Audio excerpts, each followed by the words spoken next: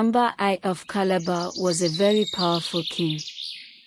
He fought and conquered all the surrounding countries, killing all the old men and women, but the able-bodied men and girls he caught and brought back as slaves, and they worked on the farms until they died.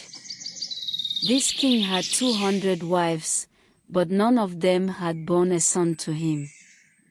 His subjects, seeing that he was becoming an old man, begged him to marry one of the spider's daughters, Adiaha, as they always had plenty of children. But when the king saw Adiaha, he did not like her, as she was ugly, and the people said it was because her mother had had so many children at the same time. However, in order to please his people, he married the ugly Adiaha and placed her among his other wives, but they all complained because she was so ugly, and said she could not live with them. The king, therefore, built her a separate house for herself, where she was given food and drink the same as the other wives.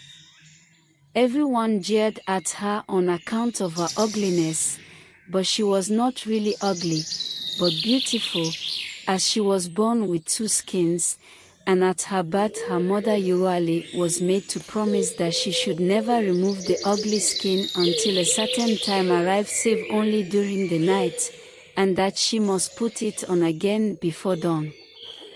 Now the king's head wife Queen Ayanti knew this, and was very fearful lest the king should find it out and fall in love with the Adiaha, so she went to a witch doctor and offered him 200 cowries to make a potion that would make the king forget altogether that Adiaha was his wife. This the witch doctor finally consented to do, after much haggling over the price, for 350 cowries, and he made up some medicine, which Queen Ayanti mixed with the king's food. For some months this had the effect of making the king forget Adiaha, and he used to pass quite close to her without recognizing her in any way. When 4 months had elapsed and the king had not once sent for Adiaha, she began to get tired, and went back to her parents. Her father, the spider called Okon, then took her to another witch doctor named Akpan, who by making spells and casting lots, very soon discovered that it was the king's head wife Queen Ayanti who had made the charm and had enchanted the king so that he would not look at Adiaha. He therefore told the Okon that Adiaha should give the king some medicine which he would prepare, which would make the king remember her. He prepared the medicine, for which Okon had to pay a large sum of cowries, and that very day Adiaha made a small dish of food, into which she had placed the medicine, and presented it to the king. Directly he had eaten the dish, his eyes were opened and he recognized his wife, and told her to come to him that very evening. So in the afternoon, being very joyful, she went down to the river and washed, and when she returned she put on her best cloth and went to the king's palace. Directly it was dark and all the lights were out, she pulled off her ugly skin, and the king saw how beautiful she was, and was very pleased with her. But when the cock crowed, Adiaha pulled on her ugly skin again, and went back to her own house. This she did for 4 nights running, always taking the ugly skin off in the dark, and leaving before daylight in the morning. In course of time, to the great surprise of all the people, and particularly of the king's 200 wives, she gave birth to a son, but what surprised them most of all was that only 1 son was born, whereas her mother had always had a great many children at a time, generally about 50. Queen Ayanti became more jealous than ever when Adiaha had a son, so she went again to her witch doctor, and by giving him a large present induced him to give her some medicine which would make the king sick and forget his son. And the medicine would then make the king go to the witch doctor, who would tell him that it was his son who had made him sick, as he wanted to reign instead of his father. The witch doctor would also tell the king that if he wanted to recover he must throw his son away into the water. And the king, when he had taken the medicine, went to the witch doctor, who told him everything as had been arranged with Queen Ayanti. But at first the king did not want to destroy his son. Then his chief subjects begged him to throw his son away, and said that perhaps in a year's time he might get another son. So the king at last agreed, and threw his son into the river, at which the mother grieved and cried bitterly. Then Queen Ayanti went again to her witch doctor and got more medicine, which made the king forget Adiaha for 3 years, during which time she was in mourning for her son. She then returned to her father, and he got some more medicine from Akpan his witch doctor, which Adiaha gave to the king. And the king knew her and called her to him again, and she lived with him as before. Now Akpan, who had helped Adiaha's father, Okon, was a river witch, and he was ready when the king threw his son into the water, and saved his life and took him home and kept him alive. And the boy grew up very strong. After a time Adiaha gave birth to a daughter, and the jealous Queen Ayanti also persuaded the king to throw away the child. It took a longer time to persuade him, but at last he agreed, and threw his daughter into the water too, and forgot Adiaha again. But Akpan the river witch doctor was ready again, and when he had saved the little girl, he thought the time had arrived to punish the action of Queen Ayanti, so he went about amongst the head young men and persuaded them to hold a wrestling match in the marketplace every week. This was done, and Akpan told the king's son, who had become very strong, and was very like his father in appearance, that he should go and wrestle, and that no one would be able to stand up before him. It was then arranged that there should be a grand wrestling match, to which all the strongest men in the country were invited, and the king promised to attend with his head wife.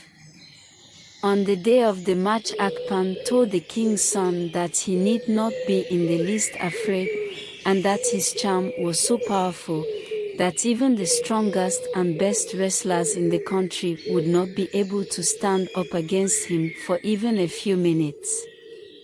All the people of the country came to see the great contest, to the winner of which the king had promised to present prizes of cloth and cowries, and all the strongest men came. When they saw the king's son, whom nobody knew, they laughed and said, "Who is this small boy? He can have no chance against us." But when they came to wrestle, they very soon found that they were no match for him. The boy was very strong indeed, beautifully made and good to look upon, and all the people were surprised to see how similar he was to the king. After wrestling for the greater part of the day, the king's son was declared the winner, having thrown everyone who had stood up against him.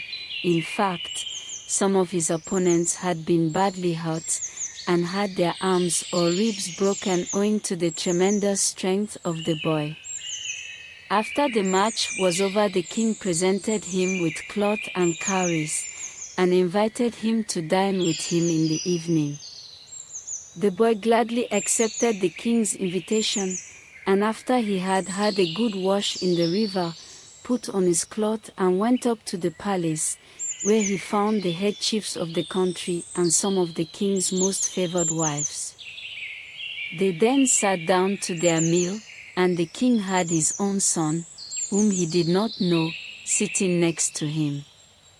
On the other side of the boy sat Queen Ayanti, who had been the cause of all the trouble.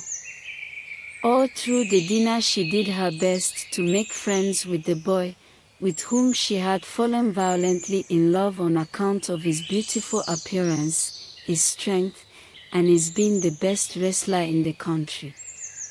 The woman thought to herself, I will have this boy as my husband is now an old man and will surely soon die. The boy, however, who was as wise as he was strong, was quite aware of everything Queen Ayanti had done, and although he pretended to be very flattered at the advances of Queen Ayanti, he did not respond very readily, and went home as soon as he could.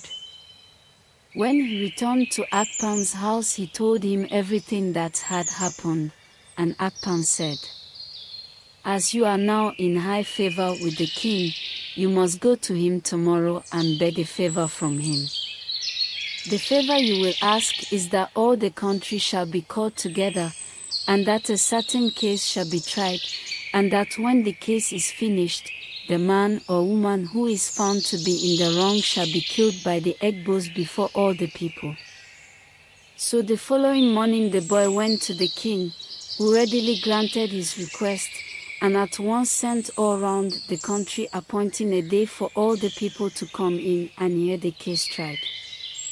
Then the boy went back to Akpan, who told him to go to his mother and tell her who he was, and that when the day of the trial arrived, she was to take off her ugly skin and appear in all her beauty, for the time had come when she no longer needed to wear it. This the son did. When the day of trial arrived, Adiaha sat in a corner of the square, and nobody recognized the beautiful stranger. Her son then sat down next to her, and brought his sister with him. Immediately his mother saw her, she said, This must be my daughter, whom I have long mourned as dead, and embraced her most affectionately. The king and Queen Ayanti then arrived and sat on their stones in the middle of the square, all the people saluting them with the usual greetings.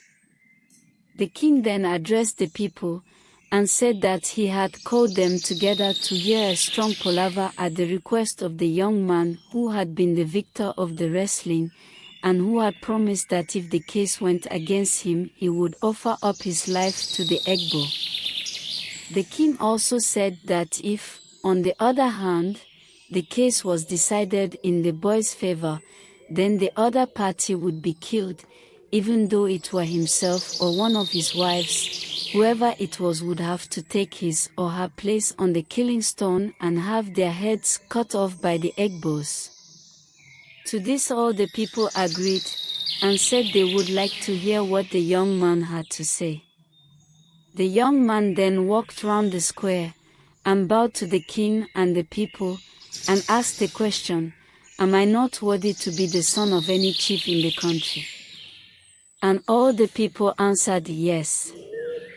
The boy then brought his sister out into the middle, leading her by the hand. She was a beautiful girl and well made. When everyone had looked at her, he said, Is not my sister worthy to be any chief's daughter? And the people replied that she was worthy of being anyone's daughter, even the king's. Then he called his mother Adiaha, and she came out, looking very beautiful with her best cloth and beads on, and all the people cheered, as they had never seen a finer woman. The boy then asked them, Is this woman worthy of being the king's wife? And a shout went up from everyone present that she would be a proper wife for the king, and looked as if she would be the mother of plenty of fine healthy sons. Then the boy pointed out Queen Ayanti, who was sitting next to the king, and told the people his story, how that his mother, who had 2 skins, was Okon's daughter, how she had married the king, and how Queen Ayanti was jealous and had made a bad charm for the king, which made him forget his wife, how she had persuaded the king to throw himself and his sister into the river, which, as they all knew, had been done, but Akpan had saved both of them, and had brought them up. Then the boy said, I leave the king and all of you people to judge my case. If I have done wrong, let me be killed on the stone by the Egbos. If, on the other hand, Queen Ayanti has done evil, then let the Egbos deal with her as you may decide. When the king knew that the wrestler was his son, he was very glad, and told the Egbos to take Queen Ayanti away and punish her in accordance with their laws. The Egbos decided that the woman was a witch, so they took her into the forest and tied her up to a stake, and gave her 200 lashes with a whip made from hippopotamus hide, and then burnt her alive, so that she should not make any more trouble, and her ashes were thrown into the river. The king then embraced his wife and daughter, and told all the people that she, Adiaha, was his proper wife, and would be the queen for the future. When the palaver was over, Adiaha was dressed in fine clothes and beads, and carried back in state to the palace by the king's servants. That night the king gave a big feast to all his subjects, and told them how glad he was to get back his beautiful wife whom he had never known properly before, also his son who was stronger than all men, and his fine daughter. The feast continued for 166 days, and the king made a law that if any woman was found out getting medicine against her husband, she should be killed at once. Then the king built 3 new compounds, and placed many slaves in them, both men and women. One compound he gave to his wife, another to his son, and the third he gave to his daughter.